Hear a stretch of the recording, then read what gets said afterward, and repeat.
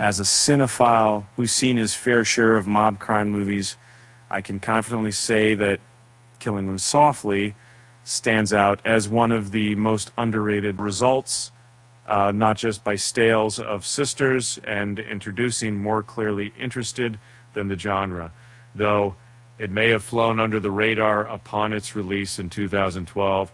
This matter than Her Father, for a sign ever since its debut in 2012. The gritty mob crime film Killing Them Softly has frequently been overshadowed as a standout choice. Despite garnering a 74% critics rating on Rotten Tomatoes, the movie only grossed approximately $40 million and appeared to fly under most people's radars.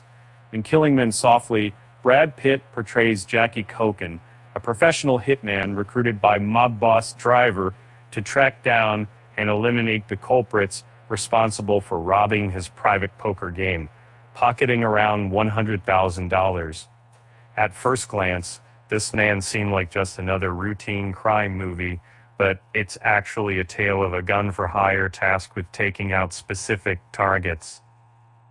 And however, beneath its surface, there lies a more profound concept woven into this film, the demise of the American dream. Killing Them Softly serves as an illustration of this illusionary belief that in America, one can achieve a better life. And here's how it portrays that idea. The movie Killing Them Softly is a modern adaptation of George F. Higgins' 1974 novel, Cogan's Tray. The film's creators, Andrew Dominik, chose to move the storyline to the same backdrop of the 2008 global financial crisis, also known as the Great Recession, a severe economic downturn that occurred since the Great Depression. And the predicament of America's finances can be likened to a narrative centered around money, where the focus is on acquiring, taking, and recovering it. As Dominik stated in his 2012 conversation with IndieWire, initially what I found myself delving into was a tale about an economic collapse.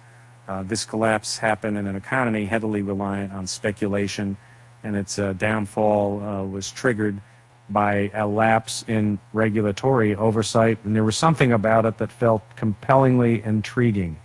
And in terms of its backdrop and dark modern-day film noir aesthetic, the movie Killing Them Softly conveys a pessimistic and cynical perspective which is not commonly linked to the ideal of the American dream. Despite Jackie Cogan, portrayed by Brad Pitt, being an assassin, he follows a rather compassionate approach towards death. He advocates for softly taking lives, which means eliminating his victims in ways that are distant or cause minimal pain, so they won't experience any terror or agony during their final moments. He prefers to keep his targets unaware of their impending demise. Cogan's ideas echo the unscrupulous tactics used by some U.S. financial institutions to exploit low-income homebuyers, leading to the economic downturn. This can be likened to U.S. politicians who make empty promises and nurture false hopes among their constituents.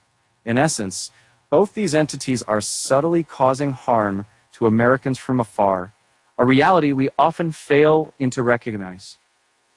The main distinction lies in the fact that the consequences of such actions usually led to hardships for American citizens. In the film Killing Them Softly, the demise of the American dream is powerfully depicted and is arguably most evident during the climactic scene. Here characters Cogan, played by, and Pitt, and Driver engage in a discussion about it over drinks at a bar, while they argue over unpaid job fees. A speech from the newly elected President Barack Obama is audible in the background. We catch glimpses of his words. To reclaim the American dream and reaffirm that fundamental truth that out of many we are one. In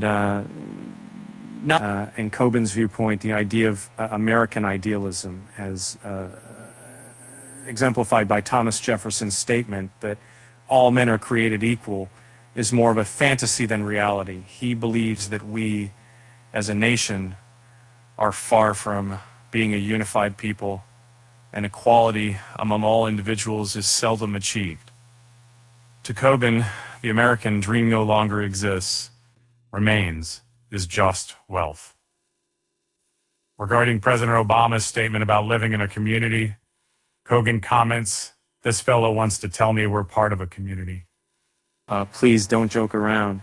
In the United States, it's every man for himself. The U.S. isn't a nation, it's simply a corporation. So let's get down to business. Pay me now.